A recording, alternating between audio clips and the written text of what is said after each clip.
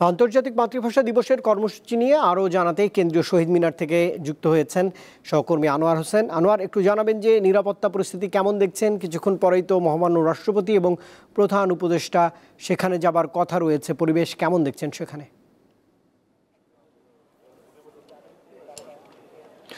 রুবায়েত, যদি শুরুতেই বলি তাহলে বলতে হবে যে পরিস্থিতি একেবারেই স্বাভাবিক, মানে পুরোপুরি প্রস্তুতি কেন্দ্রীয় শহীদ মিনার।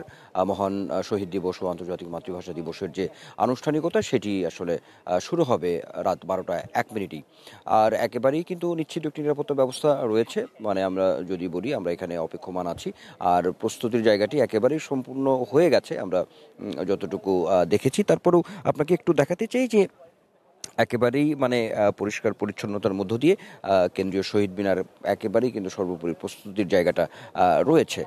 আর এখানে যখন আনুষ্ঠানিকতাটি শেষ হবে মহামান্য রাষ্ট্রপতি এবং প্রধান উপদেষ্টার শ্রদ্ধা নিবেদনের পরপরই যে আরও আনুষ্ঠানিকতাগুলো থাকে, ঢাকায় নিযুক্ত কূটনীতিকরা থেকে শুরু করে উপদেষ্টা পরিষদের যে সদস্য আছেন তারাও এখানে শ্রদ্ধা নিবেদন করবেন। এবং এই ভিভিআইপি এবং ভিআইপি তাদের এই শ্রদ্ধা নিবেদনের পরেই কিন্তু সর্বসাধারণের জন্যই মূলত কেন্দ্রীয় শহীদ মিনারটি উন্মুক্ত করে দেওয়া হবে, যে মহান শহীদ দিবস এবং আন্তর্জাতিক মাতৃভাষা দিবসের যে শ্রদ্ধা যে নিবেদনের যে কার্যক্রম সেটি অব্যাহতভাবেই চলবে। মানে এখন যদি বলি এই পর্যন্তই এখানে আছে। রুবাইত। আনোয়ার, অসংখ্য ধন্যবাদ। কেন্দ্রীয় শহীদ মিনার থেকে সহকর্মী যোগ দিয়েছিলেন।